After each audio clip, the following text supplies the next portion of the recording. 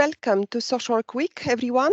Welcome to World Social Work Day, and I think happy World Social Work Day to all social workers around the world and social workers in England. Right, I am Iona Roberts. I'm one of the regional engagement leads at Social Work England, and I'm also a registered social worker, and what a privilege to be here today with you.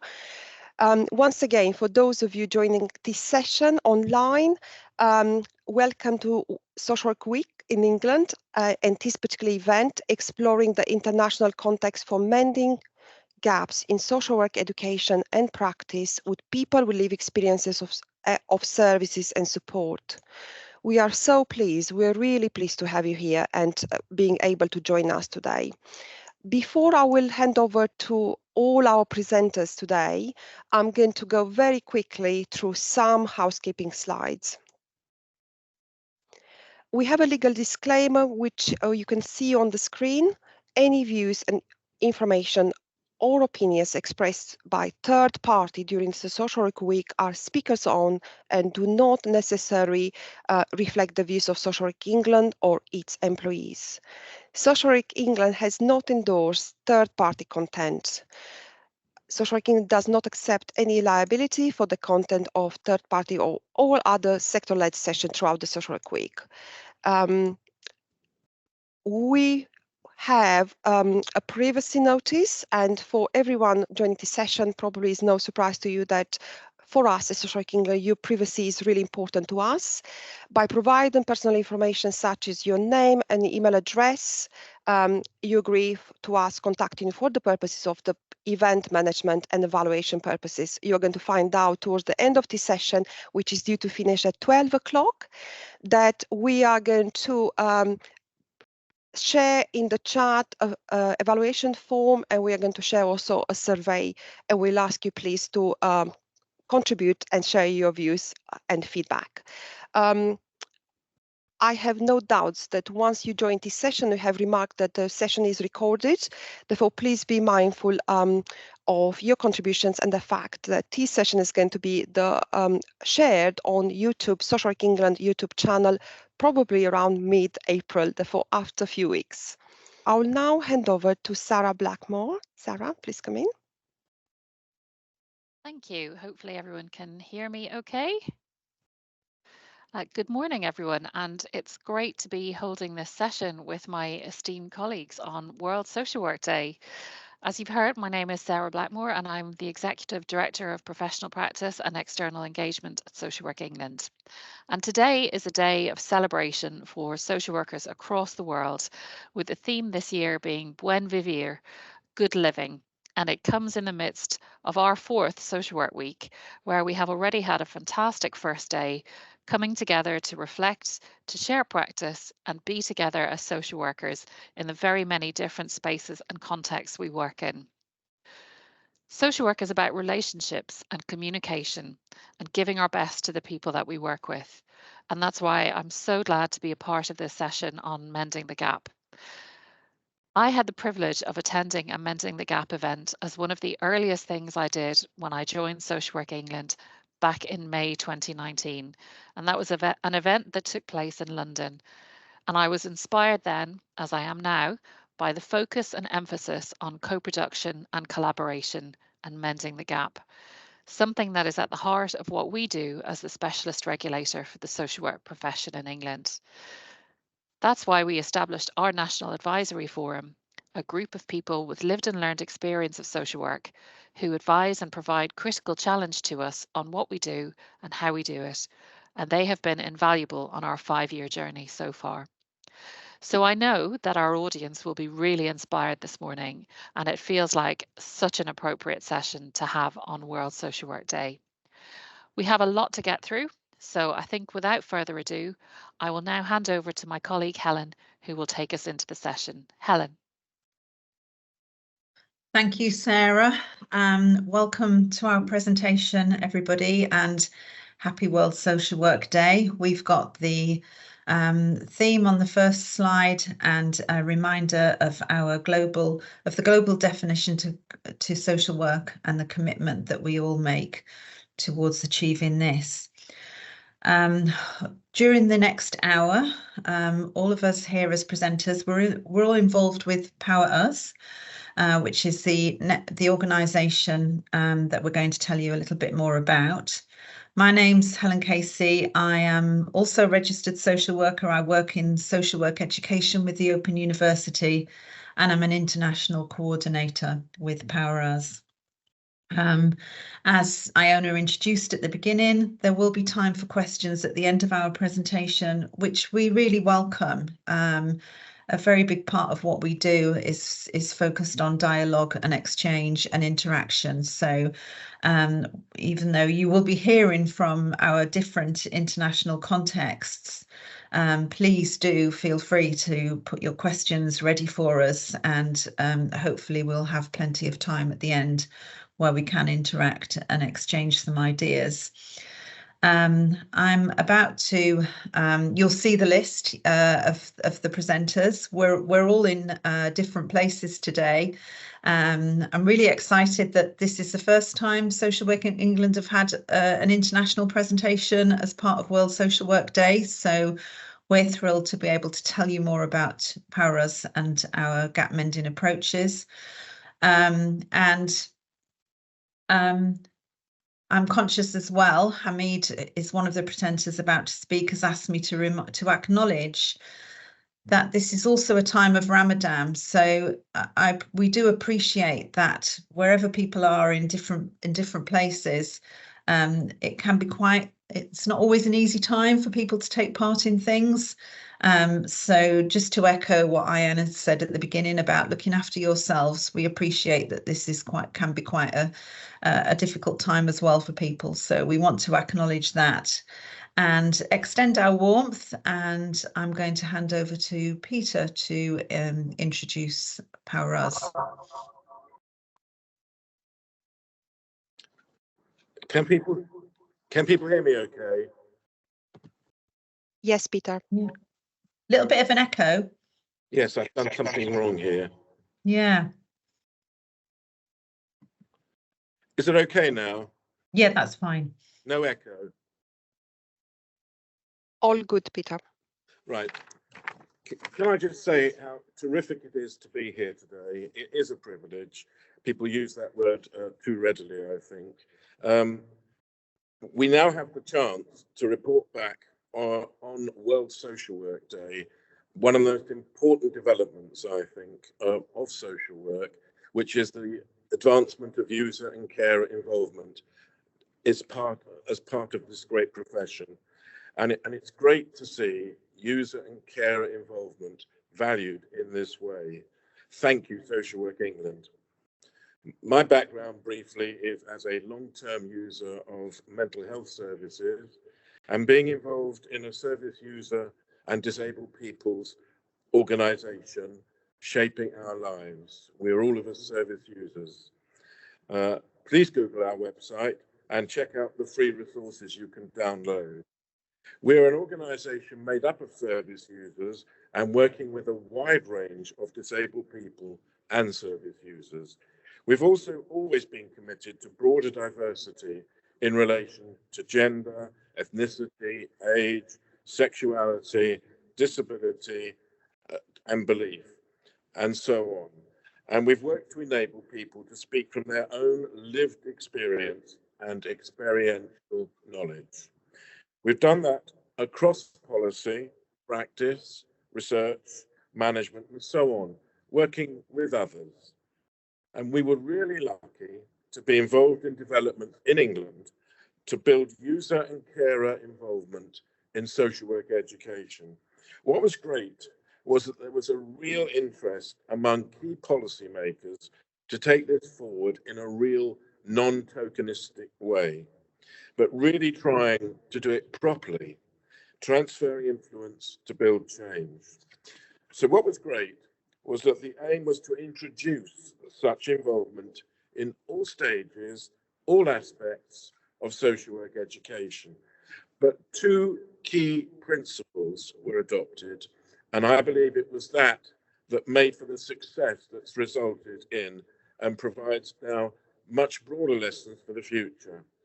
And those two key elements were, one, to make such involvement a requirement in social work education. You had to do it on courses, and it wasn't being done as it should be being done, then the course would be required to get in line with reviews and regulation involving service users and carers. Secondly, funds were made available from central government to help pay each college, each university for making possible such involvement, because involvement costs. Trying to enable diversity has its expenses. And the result is it's an inevitable development, in my opinion, which all parties have valued: educators, students, service users, and carers. And I believe people at the end of practice following that. It's changed the nature of learning, what social workers come to learn about and how.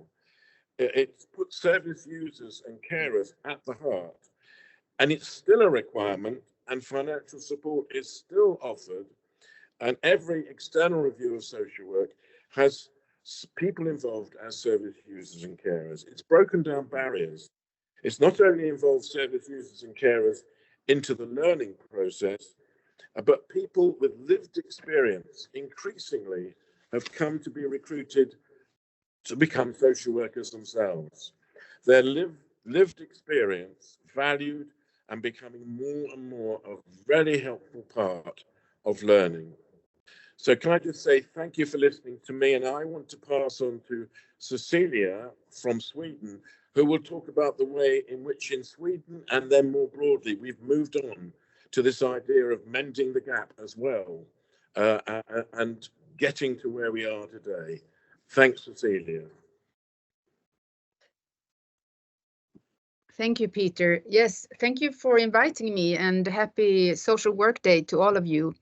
It's great to join you from Sweden, and as you have heard, I represent the network PowerUs.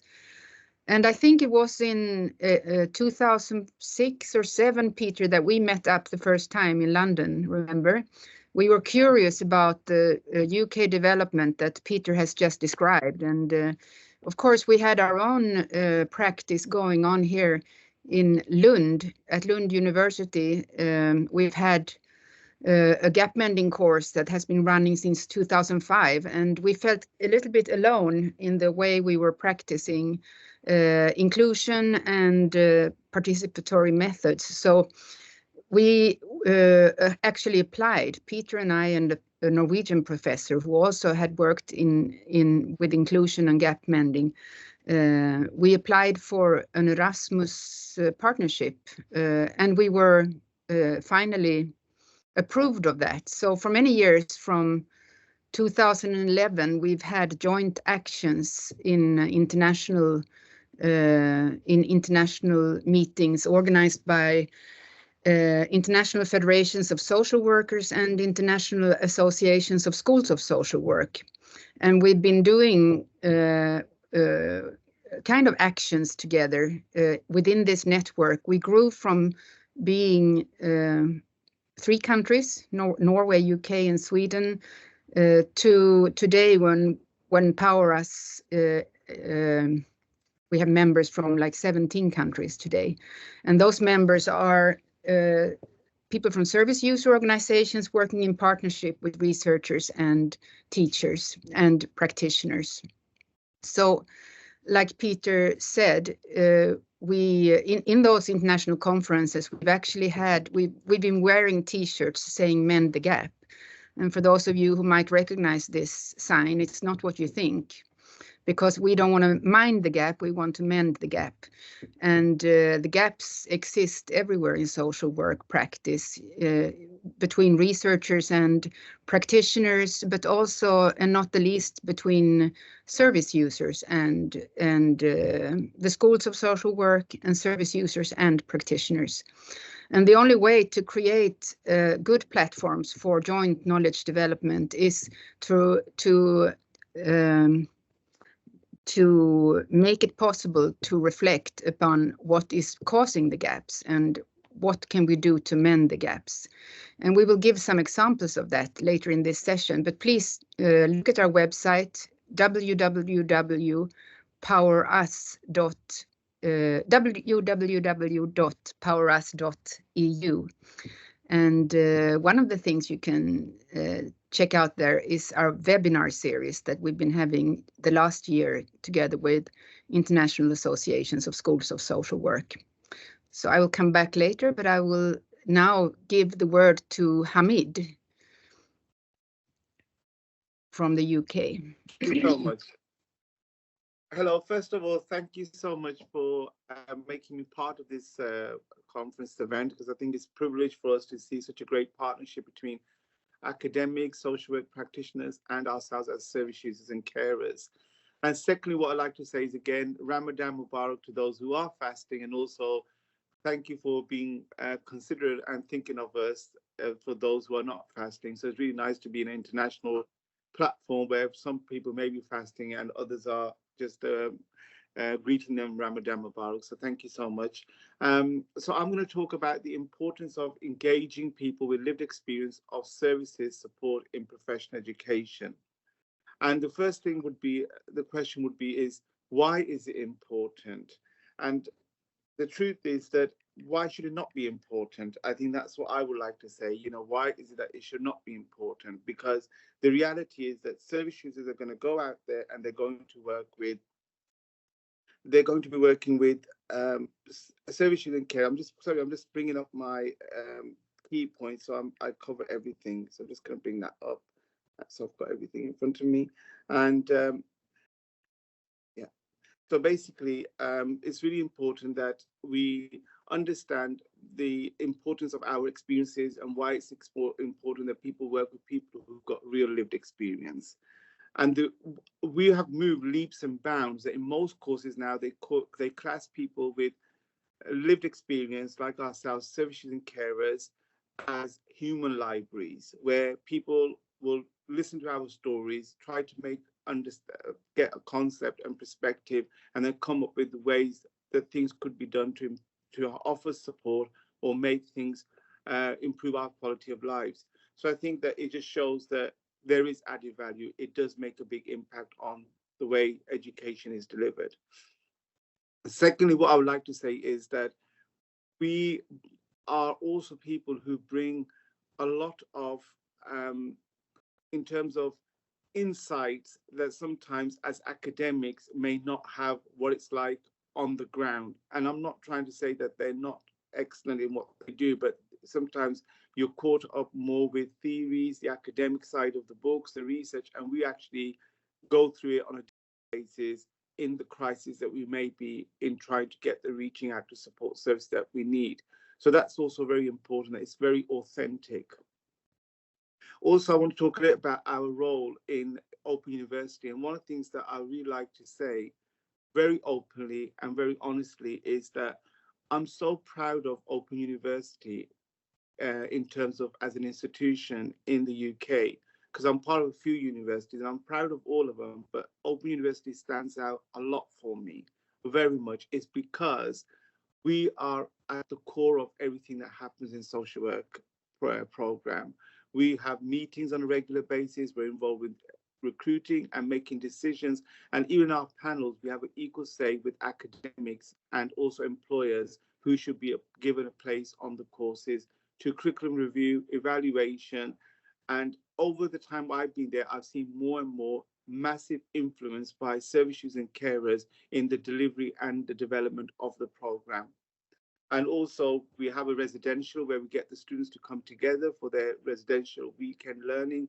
And we are also there as part of it throughout the process. Again, a true meaningful co-production in place.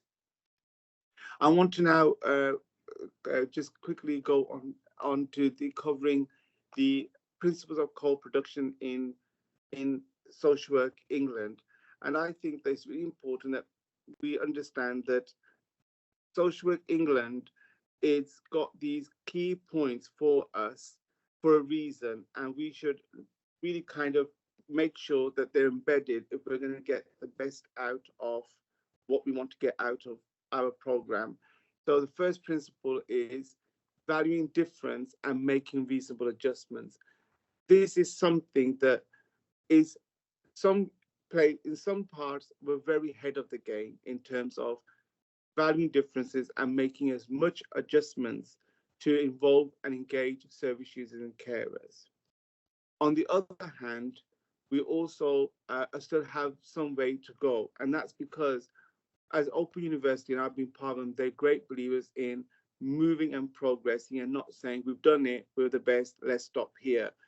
As the time has gone, we've got more and more people who are, I don't like using the word marginalized or disadvantaged or underrepresented. I think they sound quite negative. I like to say non-traditionally engaged groups, people in the past we may have not seen around the table, who have multiple disabilities, multiple barriers, who are now getting involved and engaged in different ways to be able to contribute to the program and the delivery. Also, complementary, which is another principle of co-production, is very much I see that very much embedded in the way Open University does things. In terms of that, we're complementary in terms of making sure that we're always adding value and we're always making things and also kind of pushing boundaries to make it even better. Not like, oh, we've got to think inside the box. Sometimes we kind of challenge the box and see how we can stretch the box or come out of the box and jump out of the box and that's really good that we've got really, really good, like Helen Casey, who's the head of social work, and other key social work senior professionals who really listen to the way we want to influence and change some of the things that take place. Also, I think it's really important that inclusion, social work course is all based on inclusion. And I think we all know why that's important and why that is one of our key drivers in what makes good social work. And again, it's a great to have that as a co-production principle. Equal treatment, and I think I want to really touch upon that one. It's not about just equality or equity, it's about both equality and equity. Open University, one of the things that my experience has been is that it's not just about we're going to get everybody here, we're going to treat them all equal, and we're going to get, we're going to be here to ensure people can get involved. It's also about making sure that equity is in place, in the sense who has what needs in order to be able to be fully proactively engaged and involved. So, for example, we've had the residential and somebody required to bring a carer with them because they had disabilities. Adjustments were made. Somebody required materials in a certain way. Somebody needed a carer to, like, I'm a carer for my mom. I had a carer to look after my mom, which was financed and supported by Open University, so I could be there and fully engage in the whole program. So really, I think it's really important that when we talk about equality and equal treatment, it's really important that we think about how do we remove barriers and make it a level playing field for everybody. Rewards and recognition, of course, very important, because for some people, this may be a way of making a living where they're involved in doing work for the universities as services and carers. And sometimes I have been in places where you will find that having services and carers around the table, offering us a cup of tea and a biscuit, they think they've done a great job, that they've offered us a hot cup of tea and a biscuit, and we should be grateful. And when I look around the table, a lot of the strategic thinking or good ideas come from the services and carers. So that's something that I'm really proud that we're removing ourselves away from, and more things are getting better, where fair recognition and fair remuneration is given to people for their involvement. Open universities, one of the good, in terms of the rate to pay, is good for services and carers. It's not like it's minimum, it's reasonable. It reflects on what the level of skills that we offer. And again, that helps to retain, sustain, and engage services and carers on a very long term. Some of the services have been there for a very long time, longer than the academics. I'm thinking, wow, that is something to be proud of. Equity, I think I already touched upon. Reciprocity, I can't pronounce that word. Again, it's about give and take. I talked about how we're very important. When we go to meetings, sometimes this may not sound very politically correct, but I'm going to say, but sometimes Helen will be at the meeting, I will be at the meeting, other service users and carers, and sometimes we don't know who is actually head of social work and who's the service user. It's that kind of fairness, that comfort, that safe space that it's not, we know we respect very highly in terms of positions and who has responsibility and whose role is what. But in the meeting, no one is made to feel like, oh, because I have been in places where it's like, oh, you're just a service user. You're just here to tick a box. It's okay to have you here, but we don't have to really take it. But in Open University, it feels like we're a big team and we're all colleagues and we can say what we want and be heard. And what is said is taken on board. So that's why I love the fact that roles and responsibilities do not oppress service users and carers. In fact, it empowers us to say, you're a part of the team, speak up, challenge us, you know, tell us how things can get better. And that's, I think, a unique kind of a quality in certain professionals at Open University who have that ability to make you feel good about being around a table. And at times I even forget that I'm a service user of mental health services, or I'm a carer for my mom. I feel like I'm an academic part of the team. I mean, I'm an employee of the Open University, and it's a great empowering feeling when you've gone through life at difficult periods of your life to get that self-esteem boost. And finally, I would say that yes, reflection and constructive criticism is very important, but when it's done with fairness and it's done with integrity, it doesn't come across constructive or critical. It comes across as somebody who's trying to support you to grow and develop. I have been pulled up on many things at many times for not doing right, but it's been done in a very healthy way, in a very positive, but in a very critical way to say, this is the areas you need to focus on, this is what you need to improve on. And that really kind of shows that the Open University wants to see the service users and carers do well in whatever they're performing and they're doing. And I hope it didn't come across that it was all about Open University, but I really wanted to keep saying that because I think Open University in United Kingdom has a lot of good practice that we could really share across internationally, but also learn from other universities from other countries, because at the moment, I know how things are done here in the UK, but it'll be really good to see how we can pick up some good things, good practices from internationally, and you can pick up from us also. What a great platform to be here today and talk about international social work and know that we all got something in common. I'm going to go quiet in case I missed anything. Ellen, anything I missed that you'd like me to cover, or have I covered most of it? I think that was fantastic. Thanks, Hamid. And yeah, just to draw attention to our guiding principle, the slide you just referred to was some principles that they're not unique to the Open University in shaping our lives, but as part of a conversation within an Erasmus project that some of us are involved in, which is about experiential knowledge and how experiential knowledge does and should underpin professional programs and higher education. Those were the principles that we agreed were particularly valuable, but also this is our guiding principle, I would say, in our work, Hamid, together, that we should all be sitting around the table together. The table should not be laid without people there. Everybody should be sitting around the same table together, and that's where the decisions are shared and the responsibility for those decisions are shared. Thanks, Hamid. I'm going to hand over to Maria and Cecilia. Thank you. Thank you so much. Okay, thank you, Helen, again. So we will talk a little bit about the practice in Lund, which I mentioned earlier. The basis of our gap mending development work has been a course that has been actually recently given for the 31st time. I see here that the text is a little bit difficult to see, so I will try to read what it says in this PowerPoint. But the thing is, both me and my colleague Arne Christiansen had a background in community development work and working in partnership with the people who had actual experiences of mental health problems or substance abuse problems and so on. So we were very comfortable doing that, which is not the norm within the academia. In Sweden, social work is a university topic. So it's often the university standards that governs the education, which means that there are no requirements like in the UK of having to work in partnership with service users.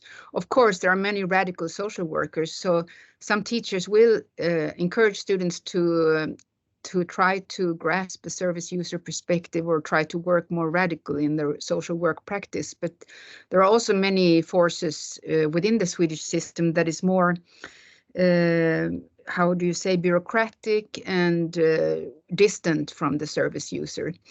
So me and my colleague then, this was also funded by a EU project that we received in 2004. So 2005, we gave this first mobilization course, which meant that approximately 15 persons from service user background could study for 6 weeks full time with social work students. Of course, you can understand that was a quite radical idea because some of them had never finished graduate school even. We could recruit people with very various backgrounds, which made the classroom scene a lot more diverse than if you have only social work students studying together for 3.5 years. So we needed to develop some gap mending strategies in order not to have conflicts between these two groups, seeing each other as categories. And one way we've done that is to have everybody be more personal, have a lot of time in the classroom where people can share from their lives. And it's not only the students from service user organizations that are sharing, but also the social work students who actually has a lot of backgrounds also within mental health problems or being brought up in families, dysfunctional families, or having, for instance, come from war, in migration. There are many examples of experiences that social work students have, but that they never talk about. They only talk about the others.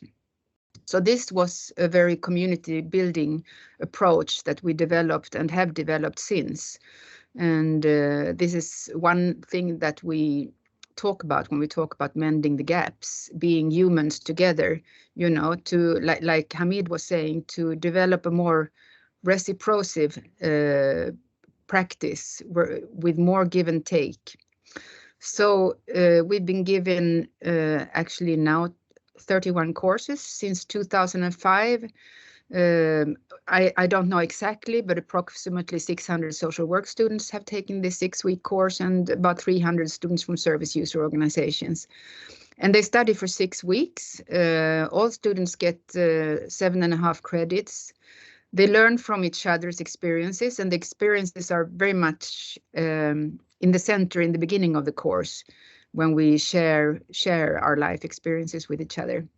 And then we have a future workshop where project plans are formed, and for several weeks the student working groups developing projects that are aiming to change society. You know, they discuss what is missing and what could we develop together, and then these project ideas are presented to an external panel in the end of the course, which consists of people with power in real life. It could be, we've had people from the parliament, and we've had the chancellor of the university, etc. So we often try to have people in the panel who have some real influence. So we, like Hamid was saying, you know, this last point, equal stage, to develop equal status, to be able to share personal relationships, working towards common goals and getting institutional support are things that we discovered as gap mending strategies, but it's also recognized within the research, for instance, about prejudice. those of you who know Gordon Allport and his colleagues know that this is what we know can decrease prejudice and increase community and fellowship. So I will hand it over to Maria, who took the course, mobilization course, participating from a service user organizations for more than 10 years ago. And she will talk a little bit about what we can do together. Also today, we have some joint action projects. Please, Maria. Thank you, Cecilia. I hope everyone hears me now. I am actually going to tell a short thing about me, because when Cecilia and others talked about mending the gaps, I can tell that I have actually tried to mind the gaps, both in London and also in life, because I've been visually impaired since I was born. But like 1999, 100 years ago, almost, I also got my mental illness, because I was working within IT, and I worked very hard and a lot, and I loved my work, but I managed to get a deep depression, and to get out of that, I had to visit the mental health wards in Sweden, and I had ECT, electroconvulsive therapy. And I also got my diagnosis 2006 as it's a bipolar. Before it was called mano depression. And now I think that I actually have done a total recovery, because I have, after I finished working within IT, I did it for 10 years. Then I tried to find out my own way of living, to do a good and healthy living. And I have studied, as Cecilia mentioned, the mobilization course in Lund, and I did it 2011, and it's also lots of years ago. My son was actually born that year, and he was the first and the youngest baby, I think, in Lund University. He was like 3 months old when we studied together with the social students. And my experience from doing the mobilization course, I think it was really good for my own recovery, but also to meet the students that later on will work within social work in the society, because they could learn from my experiences, both for the mental health issues and also my visual impairments. But also I learned a lot of them, that, as Cecilia also mentioned, that even the students, of course, they have their own lived experience. So together we could learn from each other. And today I sometimes work as a teacher and tell my recovery story or my life story of you. And also, I supervise the students in the social work program. And I think it's still about like learning from each other. So to be within the university, first I was a student like in the 1990s, and then I have done a lot of my life, and now I'm 50. And to be able today to be appreciated within the university and the academic world, it feels really nice and comforting. Also, I have been in other activities within the Lund University, the social school for social work. Cecilia told about the Erasmus project. We have this strategic partnership within EU. Within PowerUs, and I was in Vilnius together with some of the lecturers here today, and to meet people from all over the world and see how different we work or we use our knowledge. It's really inspiring, and also to be in this today, with the social work week. It's fascinating, and I really feel thankful for that. My experience have been used, or how to use this, maybe not the right word, but I have trained to be a peer supporter in mental health here in Sweden. So I worked within mental health wards to help our peers to gain hope and support to recover. But also, as I said before, I think to this work together or to exchange information from each other or experiences. It's like we both parts will learn a lot from each other, and that is true peer support, I think. And also I have tried to not to use but to help or to support people to inform the society about mental health and our user organizations and so on. So on the picture is my I don't know how I should say it in English, but like mental health bus. But we started to use the London double-decker actually 2018. And we went to a big market here in Sweden and was standing there with this double-decker, and we handed out information from both the health organizations, but user organizations and different kind of support organizations we have, like a personal counsel. I don't know what it is in English actually, so never mind. But we were with the mental health bus we use in different different arrangements to hand out information and to decrease all these attitudes and stigmas about mental health. And I do hope I can continue with this mental health bus, because it's really good to and helpful to come out in the society and meet the people where the people are, like on squares and theaters, cinemas, or other arrangements where people like walk around.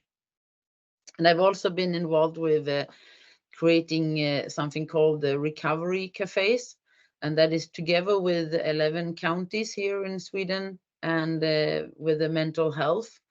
But we gather people to talk what is recovery and how can we help each other to actually recover, to feel better and have a valuable and liveful life, so to say. Thank you. I think that's me.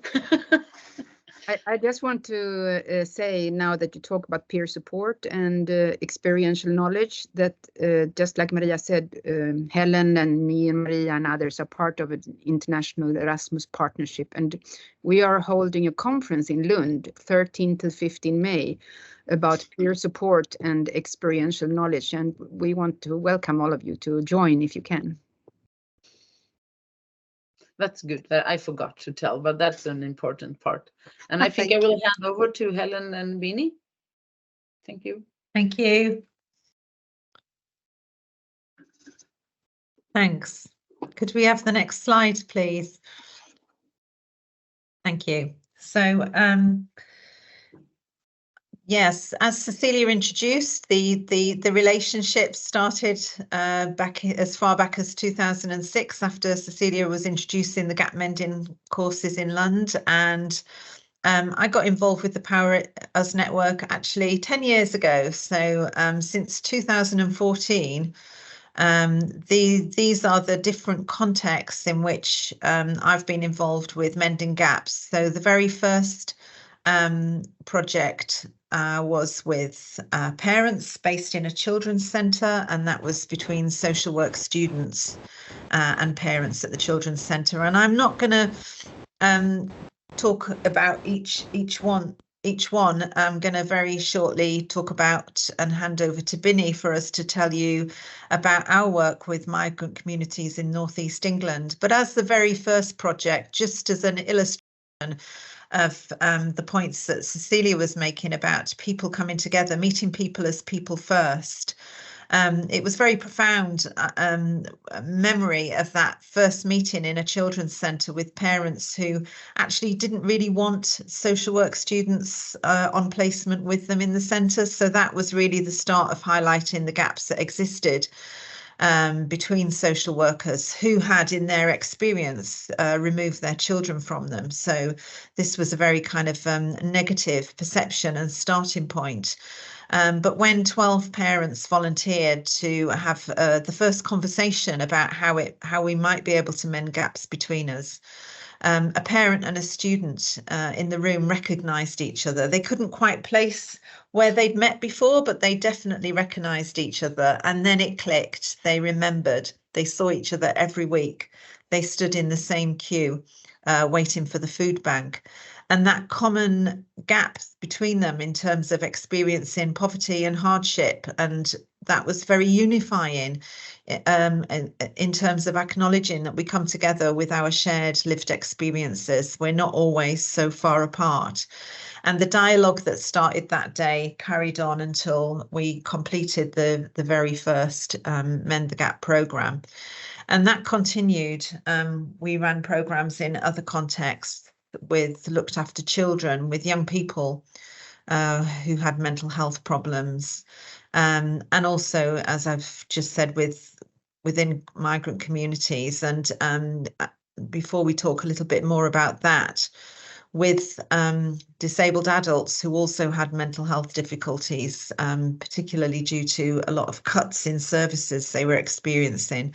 And some of this happened as well online during COVID, where we had some projects mending gaps with adults with learning difficulties. So the contexts are very diverse, and the gaps exist everywhere. But I'd like to hand over to Binny to introduce yourself first and foremost, Binny. Sorry, I appreciate you haven't done that yet, and to explain about the work that we've done together. Sure. Well, hello everyone. I'm so delighted to be here, and a very happy International Social Work Day. My name is Binny Araya, and I am based in the northeast of England. I have worked with refugees, people seeking asylum, and migrant communities over 2 decades. My involvement with gap mending program is, I think, a few years back now. And we were first approached by Helen and Casey Reilly to explore the key issues that refugees and people seeking asylum face. Now, obviously, as most people in this call would appreciate, there is a big power imbalance with service users in general, but from my experience with refugees and people seeking asylum, they are always on top of the news with negative media coverage, but also the nature of it is that there is a massive power inequality between where they live, i.e. housing officers, how much, of course, they get, which is 30% less than the universal credit rate, which is by itself a poverty line by definition, which locality they live when they arrive, with the traumatic experience that they had experienced prior and after coming to the UK with their immigration status and all sorts of things. So now I am constantly reminded the fact is that we have power over our service users, clients, whatever people use in their respective organizations. And that is a fact. If there is anyone who thinks otherwise, I think they have to really think twice. We do have power over our service users.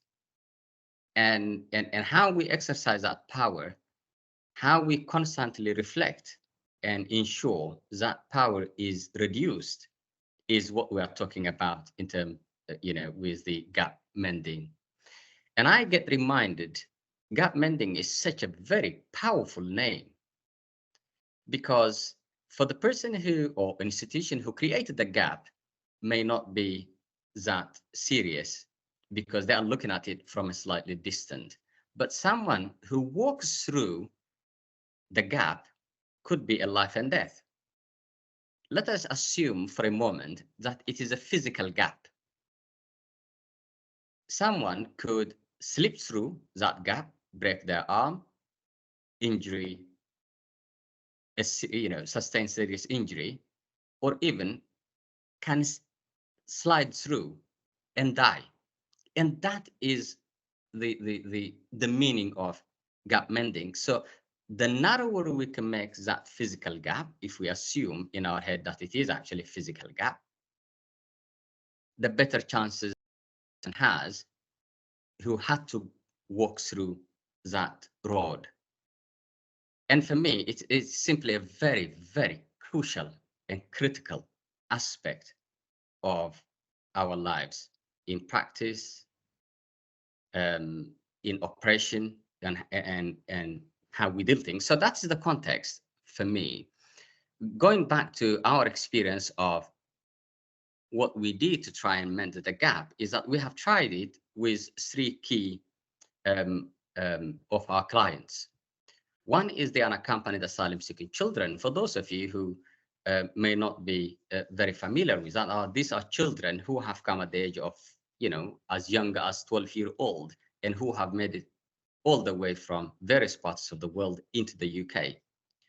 When they come, understandably, they are picked up by social services, mostly between 16 and 18. Then they are taken to foster carers and various other accommodation, supported accommodation, foster care, and things like that. These individuals, these young people, has complete loss of direction in their lives. They have either been smuggled or they have been, abused out of their journey to come to the UK. So they have trauma of some sort in their head. When they come here, then they do not know who is going to be their legal parents. Of course, as an institution, it is social services, but they will eventually be handed over to a person. And we looked at this beautiful photo that is on the screen. As you can see, have come from different parts of the world. Some of them are Albanians, Eritreans, Afghanistan, and they're of different beliefs, of different upbringing. Now, to bring them and then put them into one institution that have one sort of experience it does take a lot of learning in terms of their faith, their specific individual needs. The Helen will help him with the independent social worker assessment. Reviewing officer, IROs. Reviewing officer. And the contents of that document is simply key for an ordinary person who may be able to understand it and explain it. The contents of that. So we identified that is a big gap, because if they are just handed over a document that really shapes or supposed to shape their lives, and they do not really understand, there are about 6-7 different professionals involved into that whole thing, and they have no idea, they do not know what to expect. We identified that's a big gap, because there was a lot of negative impression from the young people, or experience rather than impression, actually, to say that I do not know, what is happening in my life. So questions started to come, and then the relationship between the appointed social worker and the young person becomes even bigger and bigger. So we ran, with the help of our local university here in Middlesbrough, Teesside, keenly supported by Open University and our charity, we brought in a group of young people within the local university premises and a group of social work students supported by their professors. And we ran about 6 to 8 weeks of training, looking at one specific agenda item per session. Either it is housing, health, entitlement, advocacy, and then the list goes on. What we found out is that at the end of it, at this graduation, we had a much better understanding, a much happier young people, a much clearer provision of services. And there was a lot of learning on both sides, I must admit, not just on the side of the social workers and practitioners, but also on the side of, expectations by the young people. Now, I don't know whether she is on the call or not, but believe it or not, the social work student at the time, who is our really flagship of success, has ended up to become an accompanied minor social work manager at a local authority. And how beautiful is that end product, to have someone who have gone through, who have met, who have done the Mend the Gap, and ended up, of course, qualifying as a social worker, and then made her way to become a manager, and now in charge of over 40 unaccompanied minors in her locality working, and the relationship goes on very healthily. So that's one example. And then we took a second cohort of learners, this time looking mainly at asylum-seeking single mothers. Now, the context for that was about provision of accommodation, the tensions that exist when the word social worker is mentioned, when they are really struggling, the connotation or the stigma around the work of social work. Now, many people may disagree in this call, but it is not a good work for many of our clients. The term social work is a terrible word, and it shouldn't be that way. And that is because this gap that we're talking about is simply too huge, it's too big. And so when they were really struggling on something that they are entitled to, something that they could access, they have kept themselves silent, because the word doesn't send a good signal. It is all the word social worker. The first thing that comes to people's mind is losing your children. And the impact of this is that people did lose their children because it was too late to seek help. And these things can be avoided. They are less costly. They are disastrous outcome. And approaches such as gap mending are things that would reduce the risk of that happening, and making sure that everyone is accessing the service that they are entitled to at the right time. What we also touched upon are very sensitive cases that social workers may not have appreciated as much, who were in the cohort of the workshop. Things like female genital mutilation, which, you know, our single mothers have, you know, would not feel comfortable mentioning it in a society where there is a big power gap. And we have heard things like, you know, I would mention this to any social worker because I did not mention it at the port of entry when I first came to my immigration, you know, to the immigration officers. So whether that is going to stand against me if I mention it later to the health professionals, you know, what a real concern for the individual, but what a shame if they do not understand that these are completely two departments and it's got nothing, and their health comes first, and there is no problem whatsoever for them to seek help before it is too late, and people suffer in silence because of the gaps that are created in society. So, you know, these are simply touching upon the various things. You know, I would stop there if that's okay, Helen and everyone, because we can pick up things later at the Q&A. Thank you very much. Yeah, definitely. Thank you so much, Binny. So I'm going to hand over now to Swati. I'll say good afternoon because I know it is where you are in India, to hear about the participatory approaches and all the innovative work that you're doing. Would you like to introduce yourself, Swati? Yeah, thank you.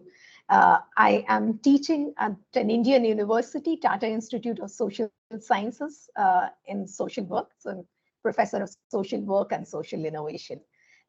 Thank you.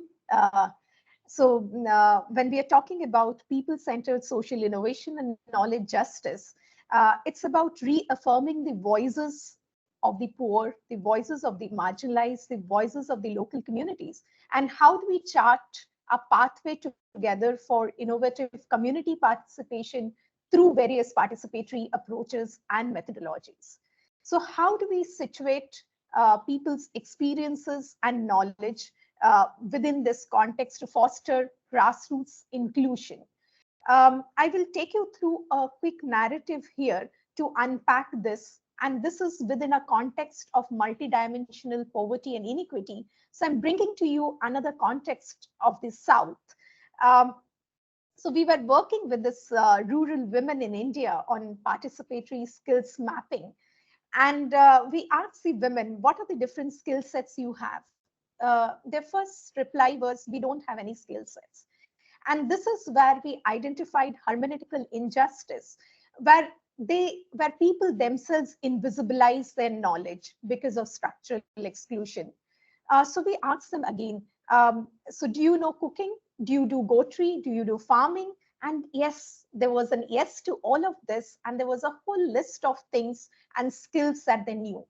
And we understood that this would be the first step towards epistemic justice, what Paulo Freire would call conscientization, the ways in which individuals and communities develop a critical understanding of their own social reality and structural inequalities. So the women then identified goatry as a skill set, and they gave themselves 10 on 10. We used different symbols to do that, different visuals to do that, and said they want to do goatry to understand their aspiration a little more. You know, there was this little child sitting next to a woman, and I asked, do you also want your daughter to get into goatry? And her immediate reaction was, of course not. I want her to study and become a university teacher like you. So this is where we are talking about how people's choices, people's hopes, people's aspirations are often constructed within the limitations of their poverty and the limitations of their context. And how do we identify that? How do we understand people's knowledges, their hopes, and their agency? And this is also to say, this quote, minds on the margins are not marginal minds. And people-centered social innovation is therefore people-led solutions for sustainability, which responds to the local context. So how do we expand people's agency and understand this alternate worldviews to look at inclusion, which is bottom up? Of course, we need to understand the micro context of their people, their everyday lives, their everyday realities, their everyday struggles, and how do they negotiate. Like Robert Chambers says that these are realities which are often undervalued and unobserved. And as social workers, how do we understand that? And this, as social workers in the South, these are major challenges that we face. How do we understand people's knowledges? And I'll quickly take you through another narrative here. This is of a tribal woman. And this tribal woman comes to the city of Mumbai for the first time with a delegation to demand for the rights to the forest.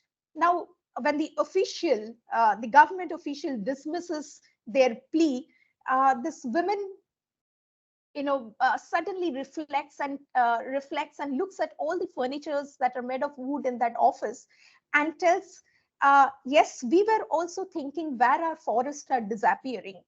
But today, as I come to your office, I realize that our forests have moved from our habitat to your offices, and that's how it's disappearing. Now, this is the reflection, this is the knowledge of a so-called illiterate indigenous woman.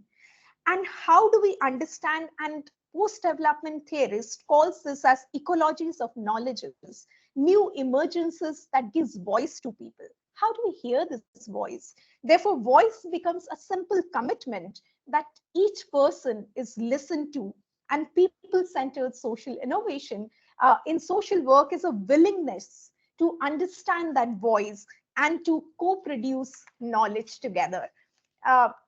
So how do we ensure that people's participation and engagement and social innovation happens? And again, it's a bottom-up process. How do we create solidarity. So there are various solidarities and collectivizations that are there in the South. For example, self-help groups, farmers cooperatives, etc. And how do we strengthen so that people are able to participate and reinstitutionalize new structures and deinstitutionalize the older structures of, for example, patriarchy and other inequitable structures.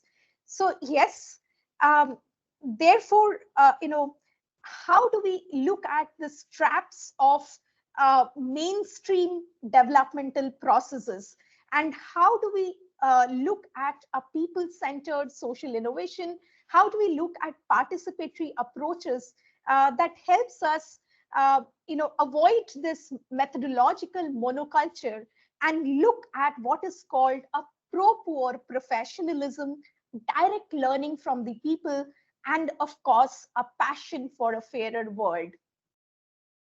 So how do we actually engage these processes? How do we look at empowerment in practice? And there are various examples. For example, we very recently worked with fishing communities who have suffered from a developmental project. And we tried to work with them to create we tried to work with the local government to create a fair compensation policy for this fisher folks.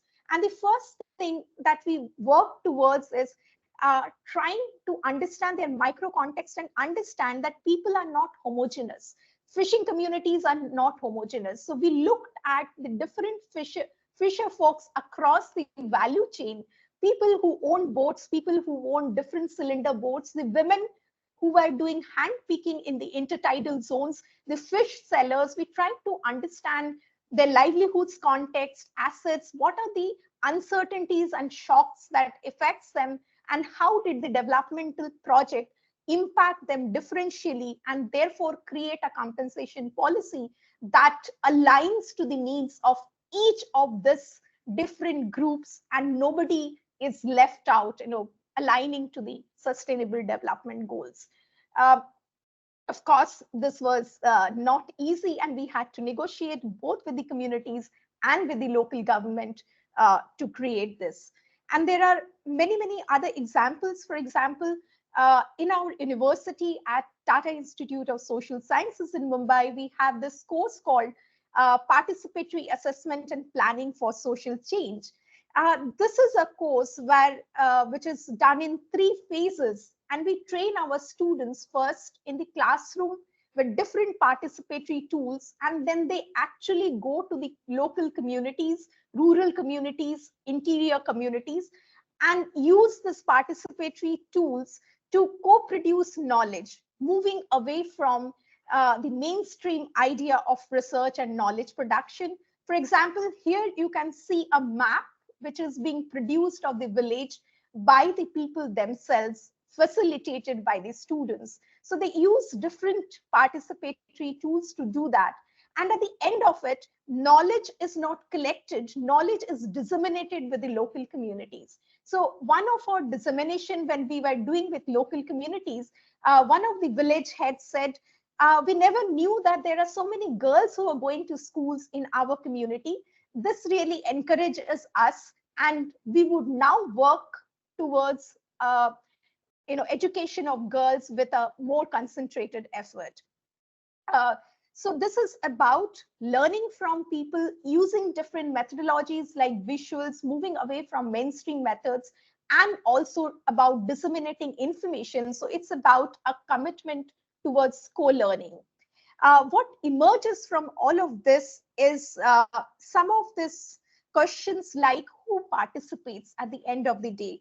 How do we understand the local context and look at participation? Who is included and who is excluded? Are we practicing participatory exclusion by any chance? How do we become conscious of that? And what objective local participation has? And therefore, how do we create social value? And finally, how do we reach the last first, as put by Robert Chambers? So some of the way forward could be, how do we understand people's knowledge? how do we understand those we are claiming to speak for? What are the dangers of that, and therefore co-production and participatory approaches? And what is engagement, representation of people and engagement? What spaces are existing and what is possible? And therefore, how do we try to not only reach the last first, but how do we look at what post-development theorists have said, an alternative knowledge, another knowledge is possible. So here I would end with a quote from Maya Angelou that I am very fond of. And she says, I looked up the road I was going and back the way I came. I looked up the road I was going and back the way I came. And since I wasn't satisfied, I decided to step off the road and cut me a new path. Perhaps on this World Social Work Day, there is a need to revision for a new path to address the emerging challenges across the world, across the North and South, and within each of these spaces to be able to address some of the emerging challenges. Thank you so much. Thank you. Thank you so much, Professor Swati. We are now, I think we have Peter coming in. Thank you. Can you hear me okay? Yes. What a devastatingly impressive and powerful group of contributions from all over the place, and ending as powerfully as we began with Helen. And I want to put people's words. I'm going to use people's words from today to put what we've been talking about into the global context of social work first, and then just to see how powerfully people have responded to that today through social work. A world now of a rising context of violence, from the east of Europe to the Middle East, of rising inequality and poverty and illness and insecurity, of fear, hate, of division. These are all the things, and a new kind even of colonialism. And then we come to an idea like mending the gap. And these are the words we've been hearing today: participation and inclusive involvement, bringing different groups together where people can come together to help, co-learning, learning from each other, recognizing our shared understandings, breaking down the barriers, building trust, confidence and understanding, reaching the last first, bringing service users and carers into the classroom, valuing lived experience, valuing experiential knowledge, valuing diversity, treating people with respect, with equality, with equity, decreasing prejudice, challenging discrimination, seeking to be inclusive. We can come together in different ways to help each other, from social work, from group members, insights, I think, for bringing us together in the world, with reciprocity, co-production, the challenging of old bureaucracy. What we've headlined today's session, good living. That's what I've learned from today. I hope other people have also found it. I'll stop there. Thank you. Thank you, Peter. I'm going to bring now time for questions and answers, and I'm going to share also my colleague Jack, who is somewhere in the background. Helen, Sarah, I'll bring everyone on the screen, and give 1 second. Feel free to unmute your microphone. I think we do have some questions and answers coming through. Hamid, Maria, we'll try our best to very quickly to bring everyone on the screen. Bini, almost there. Okay. And I'm going to stop sharing. In fact, maybe might be easier. Stop presenting, just to allow everybody to come on the screen and people to be able to see you properly. Wow, really impressive session before. Jack, do we have any questions coming through? Feel free to ask. Yep, so I'll pause the first of them now, and I guess just a call to anyone on the audience to keep sending them through, as we do have just under 15 minutes, so we might be able to get through a few. So if there's anything that you haven't asked, do send them through and we'll get to them if we can. But just in the meantime, so I guess just asking it open to the panel, whoever wants to answer. But so how can we better embed learning internationally in terms of what works and what doesn't work in social work education, given the different national contexts in which the profession functions? So just a little one to get us off the ground. We like to start. Well, I'm happy to start. It's just to point out, unfortunately, Cecilia's had to leave. So Cecilia would probably be well placed to answer this one as well. But I think, as we've shared, we've found, I suppose the quick answer is join our network. So we found, by establishing PowerUs as a network, which you may remember Cecilia described, we now have 18 countries who are part of our network. We found that need to have a space and a communication where we share ethos, values, principles, and our shared beliefs in the importance of international social work and international connections.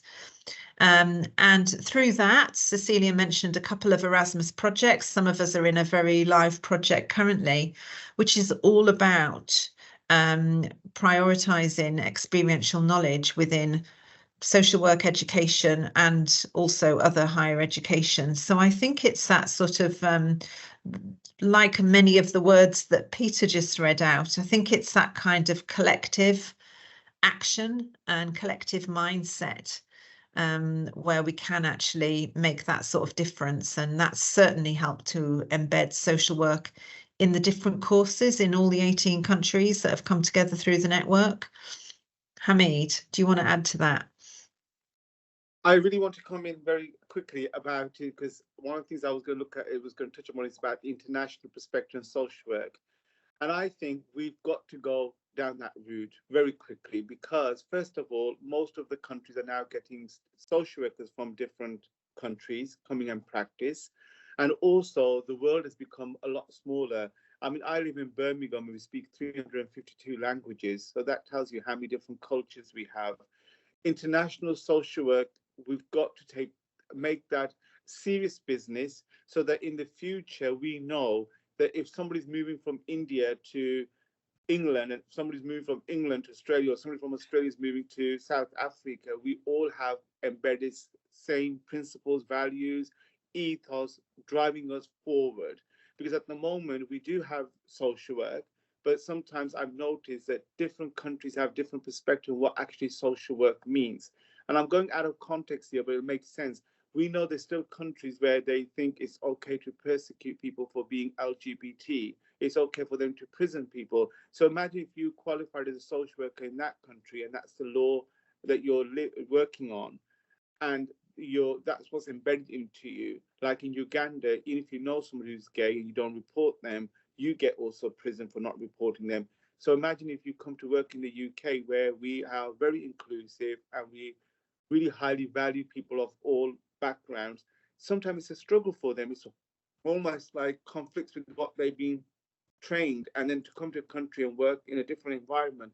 What international social work will do is send across the globe the message: humanity first, courage, commitment is very important, which means even in your countries where you know something is not right, or is seen as being right in what they do because that's what the law says, but it's not right in social work principles, you've got to be strong enough as social workers to at least stand up. If you can't change them, at least be standing up for those people and put humanity first. So I just wanted to share that the only way forward is let's get together on internationally, coming together, discussing values, principles, and how we can all, no matter where we are in the globe, we have the same values that drive us together. Thank you. Thank you. Professor Swati, please come in. Yeah, thank you. I think there are three things here, which I feel needs to be privileged. As a perspective in social work, education, and practice, it's about decoloniality of knowledge, especially when we look at the world as a whole. And second, how do we look at a knowledge education that is responsive to the local needs, including the inequities that's existing. Second, how do we look at our methods and approaches? So here, like everybody has said, the methodological diversity is very, very important, moving away from some of the methodological monocultures. And third, again, reiterating what has been said, a collaboration across regions, across countries, to be looking at a co-production of knowledge in the real sense. And how do we engage with each other? For example, very recently, we had an interdisciplinary course with India and the US. And what the students learned from each other was huge in terms of also their, not only the field realities, but also the context of each other.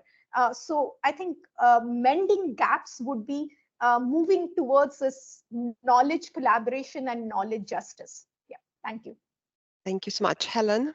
I just want to briefly add, you just reminded me, certainly a big focus of embedding the international context for social work has come about through the projects that Binny described that we've done together, because by sharing our knowledge and experiences, we get this incredibly diverse cultural perspective, and that has been a key part of all of our work together.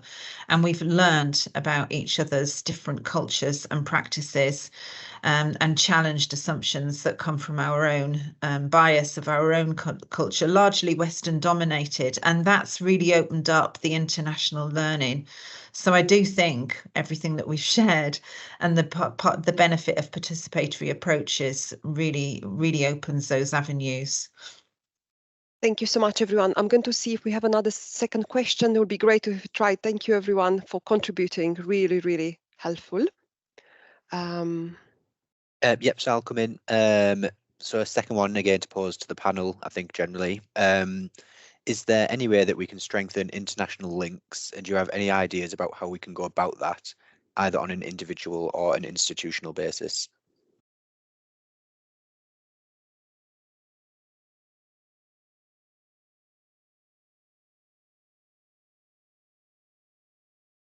Sarah, please come in. It's a kind of a roundabout way of answering this question. Thanks, Ioana, and thank you to whoever asked the question. I mean, something that I've just been reflecting on as I've been listening to our amazing panelists has been, one of the solutions posed to the current recruitment and retention issues in the social work profession in England has been encouraging international social workers to come across and come and practice here. And that is a fantastic opportunity to share different cultures, share different social work practices, different methods of practice, and provide a really rich landscape for social work to thrive in the UK. However, it is not without issues, because I think there needs to be more thought given to how we make allowances for some of those cultural differences and ensure that we are providing proper and thorough induction opportunities for social workers coming from overseas. I mean, Hamid referenced social workers in Uganda who would have to practice in a very different way in Uganda to here. And so a way of doing so that's rooted in the professional standards that we use here in social work in England. Just to really consider how we make the most of some of those opportunities and how we can share practices across borders. So something for us to think about as we think about kind of opening up those doors internationally. Thank you, Sarah. Peter, please come in.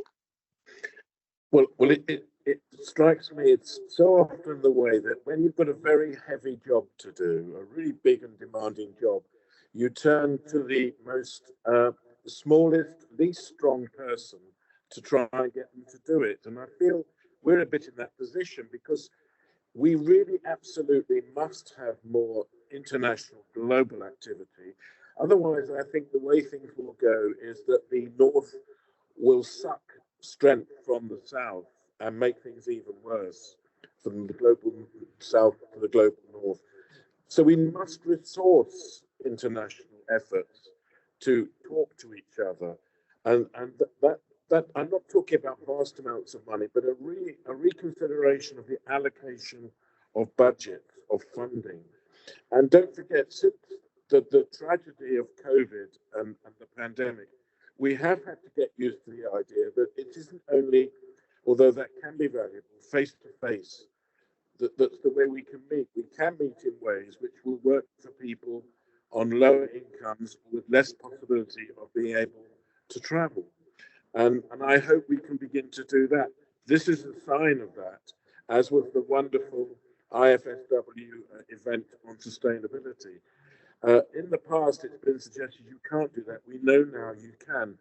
But you especially also can have mixed kinds of events, so people truly can be with each other and break down, as I think this whole discussion has been about, breaking down unhelpful and unmeaningful barriers that have been developed and put between us. And I think that that's the way to go on a global level as well as a sort of a national level. And I remember when we were putting together a book on mad studies that sought to be as global as possible, the barriers that people in the global South face in being part of that project were, which we had to try and work with them to deal with, were enormous, and even to the level of not really having internet access. So we're going to have to focus on this, and I hope it's something that both Social Work England and the international bodies can do more on. It will be so helpful, and so much about challenging exclusion and inequality. Thanks. Thank you, Peter. Hamid, I'm going to ask you to come in before we conclude, and thank you so much. I'll keep it very brief. I think what I like to say is, as I remember on the top of my head, if we've got International Psychological Society, I remember many years ago there was a World International Psychiatrist Conference, and and that is something, International Psychiatrist something. Why can't, I was just thinking that when I was looking back at Sarah's background, it says Social Work England. Why can't we create Social Work Global or Social Work World, something like that? And really what would be amazing is that we have in the Social Work Week one day, which is the Social Work Global, and we come together and we talk about the current issues that are affecting social work practice. At the moment, we know, I mean, it was great that Sarah acknowledged when I talked about Uganda, we still got countries that are persecuting people on the basis of something they don't agree with, but we know they don't sit well with social work values. And it's not just the LGBT community, it could be in some countries women's rights, in some countries disability rights, all sorts of different things. So that's something really important, that Social Work Global will actually start to bring dialogue and encourage and give courage and commitment to those social workers in those countries to be a voice for those voiceless communities. That's the first part. And second thing is that we can also address current issues. We know the wars and conflicts are taking place at the moment, and the genocides and all these different things are affecting people, impacting on people in different ways. And sometimes as social workers, we don't have safe spaces or come together to talk about how do we even support students through these difficult periods and crises. And I know that in some students I worked with have been affected by what's going on around the world. What Social Work Global will do is we can address current issues and support each other globally across the board.